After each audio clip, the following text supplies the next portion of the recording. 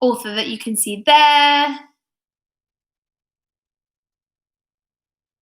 And this is our new book for today. Should we read the blurb? So, I've always wanted to be a star hunter.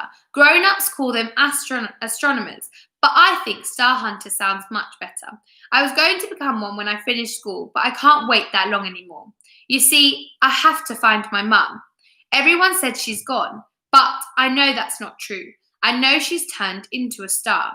She's breaking all the rules of the universe to find me again, and I'm going to break all the rules I know to help her do it. Oh, I like it.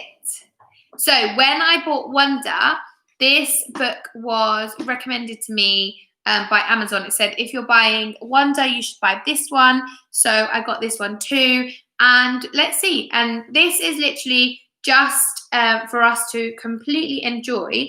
And what I love about it is that it looks like it's set in England and definitely has a map of London in it. So let me read you the beginning. Off we go. Our new book. Before we take flight, this is a story written for everyone, but it's also a story that may cause distress or upset for anyone who is experiencing or living or seeing abuse in their own home and is having to be extra, especially brave and strong.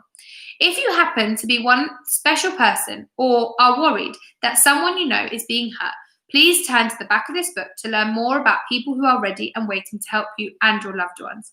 No matter how big or small all your loved ones may be, sending you all love and stardust. Okay? So you know that anyway, especially if you're in our school or in my class, you know that there's always people to help you if there's anything going on. Okay? So that was just a little reminder to you. So here we've got a bicycle route map, and it's got, let's see all the places that it's got. It goes from Waverley Village down to Oxford to Tetworth, Chiltern Hills, Slough, Beaconsfield, Wembley, and then finally arrives to London, where the Royal Star Hunters Observatory is in Greenwich. So he's gone from Waverley Village to Greenwich. So I'm assuming that he's going to cycle. I don't know. Oh, and look at his map of London. I love it. Maybe you guys could have a go at sketching your own one, like his one. I can upload this photo for you if you want. Good morning, Petros. A map to the stars. 1. Let's start. I'm so excited. I love a new book.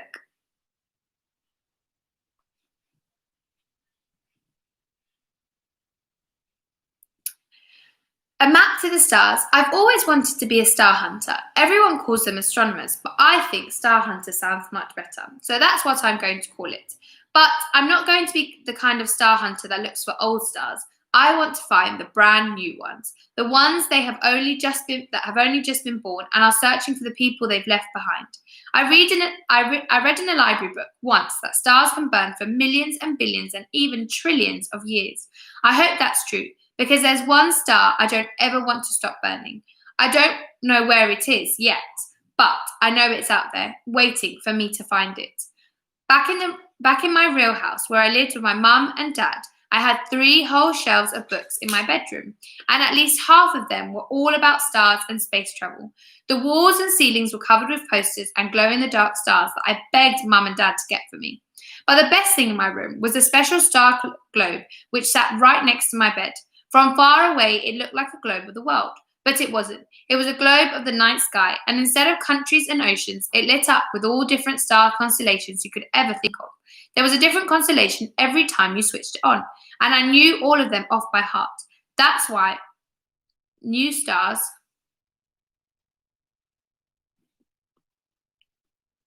guys, just remember, I can't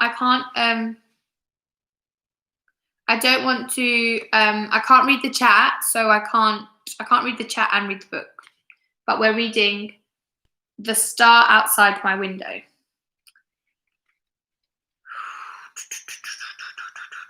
That's why new stars will be easy for me to spot when I'm a star hunter. If you know a picture off by heart, it's easy to tell when something about it is different. I wish Mum hadn't forgotten to pack the star globe. Sometimes I miss it so much that I wonder if I'll ever stop missing it. I miss it even more now that Noah and me have had to move to a strange new place we're living in now. We've been here for 2 days, and even though the house is much nicer than the last one we had to hide in with Mum, I'm not sure I like it here. It's full of creepy noises, like floorboards creaking when there's no one there, invisible things tapping on the window at times as if they're trying to get in, and tiny squeaks and scratchings coming from behind the wall. My little brother Noah thinks his house is haunted. He gets so scared at bedtime that I have to make him lie down with his head under the covers, and I hug him tight until he falls asleep. Noah's only 5. It's okay for a 5-year-old to be scared of ghosts, but it's silly for a 10-year-old to believe in them, so I won't. No matter how much noises make me want to hide under the covers with him. But it's not just the noises that make this house feel strange, it's the people in it too. There's a boy called Travis who doesn't speak. He's 11, tall and skinny, and looks like an elastic band that has been stretched too far. His teeth stick out from under his lips because of the big silver braces on them. His mouth looks like a builder has tried to squeeze lots of bits of metal scaffolding inside and didn't know when to stop. Most of the time, he just stares at me with his huge grey-brown eyes that stick out like ping-pong balls. I don't like people staring at me. My cheeks turn red, and it makes me feel like running away. But he keeps doing it, even when I stare back at him. Then there's Ben, who has huge, fluffy black hair and looks like it's been put on his head by a giant ice cream scoop. He's 10 years old like me, with bright brown eyes that look like they're asking you a million questions, and a shiny round pimple on his left cheek that he keeps poking when he thinks no one is looking. He always wears a Newcastle United hooded jumper the wrong way round and eats popcorn and crisps from inside the hood, as if it's a bowl. Ben says strange things and asks me lots of questions, as if he's a detective on a TV show and I'm the criminal. Questions like, hey, why are you here? And do you guys need to get adopted soon? And holy big fat goalie, Anaya. Don't you like fish fingers? Can I have them instead? I hate being asked questions almost as much as I hate being stared at, especially when I don't know the answer and my voice isn't working. So whenever he asks me anything, I just look at the floor and shrug. Finally, there's Sophie. Sophie's 13, which makes her the oldest out of all of us, but she's still shorter than Travis. Sophie has long, straight, bright red hair and exactly 27 brown freckles across her nose. How does he know that she's got 27? Good morning, Asanta. I counted them as soon as I met her because I like freckles. Ah, that's why. I think freckles and stars look nearly the same, all tiny and fiery, and it's fun to see what shapes you can make out of them. I wish I had freckles, but I don't. Not even a single one. If Sophie and me were friends, I'd tell her that her freckles make the shape of a blue whale or a ship with 3 sails, depending on which way you connected them. But Sophie doesn't like me or Noah, so I don't think I'm going to be able to tell her that. I know she doesn't like us because whenever how do I pronounce that? Iwukuku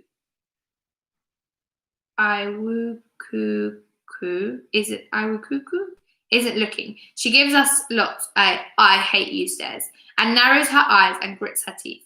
Getting one of those stares always makes my hands and feet go ice cold. Mrs. I, can I just call her Mrs. I? Mrs. I is the woman who owns the house we're all living in and is one of the strangest grown-ups I've ever met. She wears lots and lots of necklaces and beads and bracelets so that whenever she moves, she makes clunk noises like marbles moving inside a bag. She also smiles so much that I think her cheeks must hurt all the time. I've never seen anyone smile as much as she does. Most of the time, I have to look around to see what she's smiling at because usually you need a reason to smile. It's a Santa, guys.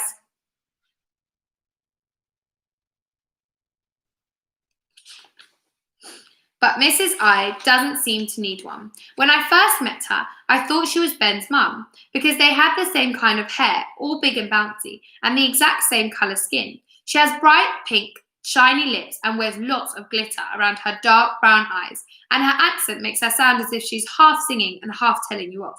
I don't know if me and Noah like Miss I yet, but we have to try. And we have to try to make her like us too, because she's the only one who can keep us together now that everyone else has disappeared. That's what a foster mum does. They keep kids like me and Noah together when their mums and dads have disappeared.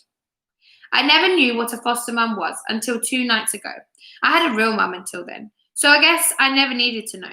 But when mum left, a tall woman in a dark black suit and 2 policemen came and said we had to go to a foster home so that we could meet our new foster mum. I didn't like the sound of foster anything. They sounded like pretend things, like things that are trying to make you believe they're yours, but when they're not. Noah didn't like the sound of them either and began to cry and scream and hiccup straight away. Noah only ever hiccups or cries when he really gets scared. Mum said it was my lifelong job to look after him. So when he started crying and hiccuping in front of the policeman and the woman in the suit, I tried to tell him with my eyes not to be scared because I was there to protect him. But I don't think he saw my eye words because he cried and hiccuped the whole time we were sitting in the back of the police car, and then all through the night too. I wish I could have said nice things to him with my real words instead of just invisible ones, but my voice vanished when I heard Mum was leaving us, and it still hasn't come back yet. I think it will come back just as soon as I find out where Mum is for sure. That's why I can't wait until I'm a grown-up to become a star hunter. I have to become one right away so I can find out which part of the sky Mum is in now. Every star in the sky has a name and a story and an extra super special stars. And extra super special stars become part of a constellation and part of an even bigger story. I know, because Mum explained the truth about stars to me properly after we watched The Lion King together. The Lion King is my most favourite cartoon film of all time. Mum let me and Noah watch it whenever Dad came home from work and needed to move furniture around the house. Mum would wink and lock the door and pointing the remote control at the telly say, "Let's drown out the world, shall we?" Sometimes Dad would bang on the door and call for her, and she would have to leave us alone, but we didn't mind watching it on our own too. Noah loved Pumbaa and Timon the best, and always giggled and danced whenever they came on. But my most favourite bit is when Simba's dad tells him that all the great lion kings of the past are looking down from the stars above, and that because of them, he doesn't ever have to feel alone. That's actually my favourite part. When I heard Simba's dad say that the very first time, I asked Mum if it was only kings that could become stars. It didn't seem fair that queens couldn't become stars too. And what happens if you didn't know anyone who was a king or a queen in the first place? Did you have to be left all alone? Mum had frowned and looked down at me with her chocolatey brown eyes. Then after thinking about my questions for a bit, she said that of course queens became stars too. And not only that, ordinary people who had extra bright hearts sometimes went on to become the biggest stars in the sky, even bigger than the stars of the kings and the queens. So everyone was bound to know at least one of the stars looking down on them. I'm glad she told me that, because if she hadn't, I wouldn't ever had known what the noise meant when I heard Mum leave us to go and turn into a star. As soon as Noah falls asleep and his arms go floppy enough to let go of me, I'm going to make a map of all the stars I can see from our window. I'll work on it every night until I've found all the new stars in the sky. I've got to try and find the brightest new star there is, because that one will be Mum's. I'll know it's hers when I see it, because Mum had the biggest, brightest heart out of anyone I knew, and people with the biggest, brightest hearts never end up in the ground. They end up in the sky. Oh, wow. This is so funny because actually I have always believed that exactly the same thing. Exactly the same thing. Good morning, Hallie. Yeah, I think so far I think she's beautiful, bless her. And I've always believed that my dad was the brightest star in the sky. So whenever it's nighttime and there's stars out and there's a really bright star, I've always believed that that's my dad. So funny that we think the same thing. I've got a few freckles coming on my nose, which is quite funny because I've never had freckles, but I do love freckles too. They are so cute. Should we go through a little bit more until past? Yeah? The foster house rules. Even though it's our first day in the foster house, for the first few seconds after I wake up, I forget that Mum is gone and that Dad can't find us, and that I'm not in my room at home anymore. But then my eyes start to see things properly, and my brain starts to remember everything, and I wish I hadn't woken up at all. I squeeze my eyes tight shut again and hold on to the silver locket around my neck. I love my locket. It's round and shiny with swirls all over it. Mum and Dad bought it for me for my 7th birthday, and it's the only thing I have left that reminds me of both of them. That's why every morning, after I remember they're not with me anymore, I hold it and squeeze it with my eyes shut tight and then open them suddenly to give my eyeballs a surprise. I saw someone on TV do that to help themselves wake up from a bad dream, but it doesn't work for me because the picture doesn't change, which means the bad dream isn't a dream at all. But that's not the worst thing about waking up in a foster house. The worst thing is sharing a bed with no one and waking up to find that my legs are all cold and sticky because he's wet himself again. I know he can't help it and that he only does it because he's scared, but it's still annoying. I could sleep in the upper bunk like I'm supposed to, but then Noah would be all alone. Instead, I try to sleep right on the edge of the bed so that I stay dry, but it never works. I think when my voice comes back, I'm going to ask for an umbrella. So far, Mrs. I hasn't told Noah off for wetting the bed. Instead, she acts like it's the best thing in the world for anyone to do. Every morning, she comes into our room and says, "Rise and shine," sniffing the air like a rabbit. Then she comes to the bed and pulls back the covers and cries out, "Ah, there it is," as if she's found something special she's been looking for instead of just a big pool of pee. Laughing and waving me and Noah off to bed, she then twirls the wet bedsheet around her arms like a giant roll of candy floss and says, "Better out than in. First rule of the house, when you need to go, you go."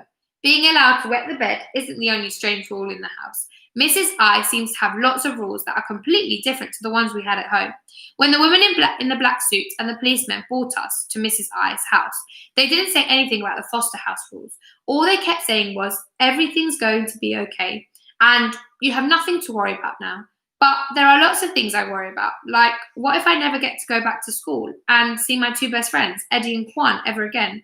Or what do I do if Noah gets hungry in the middle of the night and wants to go down to the kitchen to get something from the biscuit jar like we used to do at home? Or how big is Mrs. I's switch? And what do we need to do to make sure it never gets flipped over to the wrong side? The switch question is the most important because I know everyone has a switch inside them that if it gets flipped, it can make them get angry and hurt you, especially grown-ups who work hard like Dad. Oh. The woman in the black suit had said Mrs. I was going to be working very hard to look after us, so I think she'll probably have a switch as big as Dad's. That's why I need to know all her rules. That way I can make sure that me and Noah won't break them. Oh, I've been listening extra hard to Mrs. I and watching Ben and Travis and Sophie too. But it's tricky to learn what the rules of a place are when nobody tells you them straight away. It's like walking into a new school and never being told what might get you a detention. That's why I like stars. Up in the sky, the rules don't ever change, so nobody needs to say anything. New stars might be born, and really old stars that don't have anyone to look after anymore might fade away, but otherwise, all the stars stay exactly where they are for millions of years and never ever move. But people aren't like stars. They don't come with flashing dots that you can join up whenever you want to know exactly who they are. So as well as being a star hunter, I have to be a clue hunter too and look for clues about what Mrs. I's rules are and where her switch might be. I'm learning new rules every day, and so far I've learned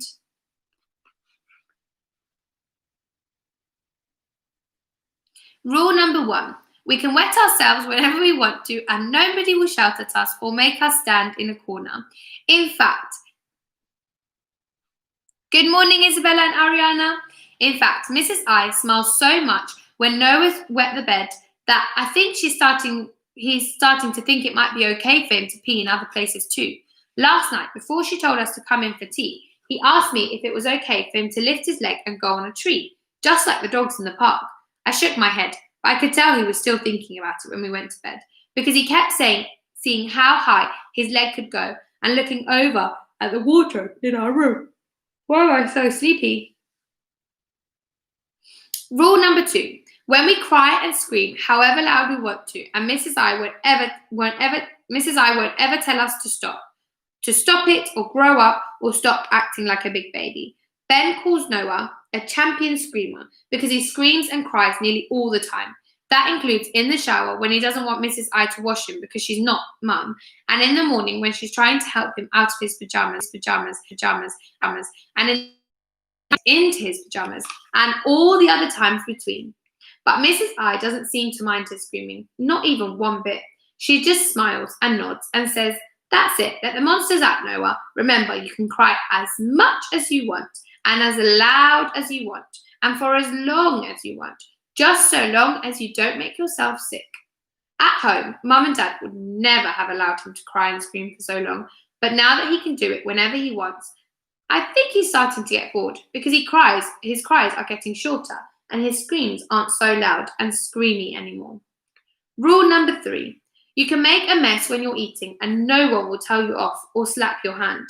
Mrs. I didn't say this rule out loud, but I noticed it at breakfast on our very first day here. At home, Mum always had to help us eat our food and cut all the bits to make sure nothing fell on the table or the floor in case Dad's switch got flipped. And sometimes before school, when Dad had been working very hard at the bank and needed us to be extra quiet and clean so that he could sleep in peace, Mum would give us breakfast wrapped in kitchen roll and make us eat by the car. But in the foster home, Ben drops crumbs everywhere when he eats and spreads them across his face too and never says sorry. And Travis is allowed to put chocolate spread on the toast all on his own without making sure it's even neat and hasn't spilled over. And Sophie can put different cereal into her bowl and mix them up and pour in her own milk. And at tea time, everyone's allowed to take whatever they want straight onto their plates and even have as much ketchup as they want.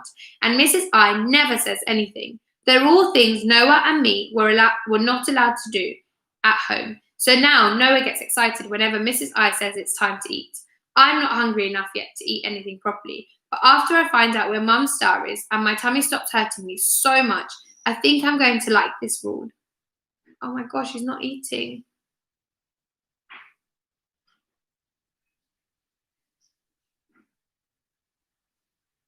Rule number 4. Music can be played in the kitchen and it makes grown-ups become even stranger than they already are.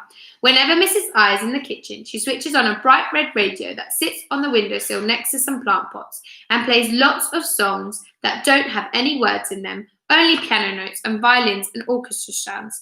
Then she closes her eyes and hums loudly and dances around the kitchen and the dinner table as if someone invisible is dancing with her. Sometimes she grabs Travis and Ben and makes them dance with her too. The first time it happened, Noah got so scared he wouldn't let go of my arm because at home, everything always had to be quiet and peaceful so that Dad could think straight. I never saw Mum dance or hum, not ever. But when Mrs. I started doing it, Travis smiled and hummed along. Sophie rolled her eyes but grinned at the same time, and Ben leaned in and said, "Don't worry, she always does this." I wasn't expected to learn any more rules on the third day because after everyone else had gone to school, Mrs. I had us do the same things we did the first 2 days we were there. First, she let us sit and draw and colour in the living room until lunchtime, when we were allowed to watch television for half an hour. Then she read us a story and let us go and play in the garden until everyone came home. Playing in the garden made me realise that Mrs. I's messes are okay rule. Mrs. I's messes are okay rule was true outside too, because when Noah fell down and got mud all over his trousers, she didn't tell him off. Instead, she said, "What a lovely colour that dirt is, don't you think, Noah? Look at all those different shades of brown." That made Noah immediately stop crying and bend over to look at the stains properly, as if he'd never really thought about it before. And we'll stop there. I love Mrs. I. She's lovely. She's such a good foster mum. Well, so far, I think she's such a good foster mum. I think it must be really hard to be a foster mum because you must get all different type of children and have to be very patient with them. But it sounds to me like Mrs. I is really patient and really loving so far. Okay, so if you didn't get to watch this, you can watch it later on replay. I'm really enjoying our new book. I think it's lovely. And I will try and find out how to pronounce her name but for now we're going to call her Mrs. I. I hope you all enjoyed our story time today, and I hope you're all well, doing lots of work that your teachers are setting you, whether it's me, Miss Lattery, Miss Lockney, etc., or your teachers if you're from other schools. Remember to always stay positive, and whenever you're thinking about anything or worried about anything, you can always speak to the adults around you, or you can use whatever platforms your school are using to speak to your teachers, okay? I hope everyone has a super duper day. Thanks for watching. Sending lots of love and positive energy as always. And it's so lovely to see so many of you joining us. I think we'll just carry on at the same time because it's working for everyone. Of course, you can ask a question, Saskia. What's your question?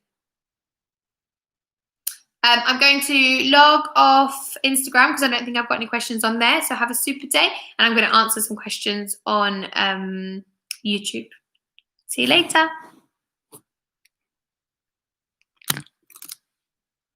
Right, what's your question? For now, no, I'm not. So I'll be doing my lives for this week, and I haven't been told yet for next week. Hallie, I can't answer that question, my love, because we have to wait and see what the government guidance is. James, you can watch this on replay because we finished reading. Am I late? Yes, James, it starts at 11. It's always started at 11.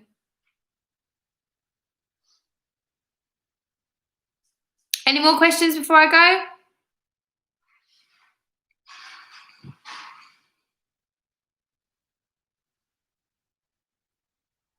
One more question and then I'm going. Bye to everyone who's going. Have a super day. Remember, stay home, stay safe, stay positive.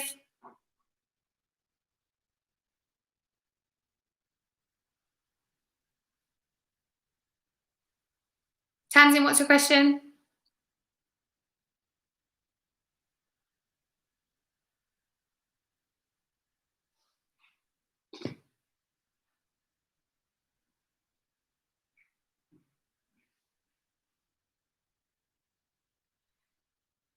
Or Tamsin, you can ask on Seesaw if you want. I've got access to your Seesaw and Tanzanite Seesaw, so you can ask on Seesaw if you'd like to ask me a question.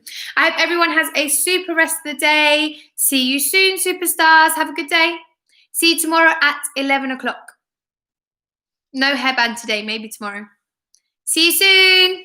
See you tomorrow.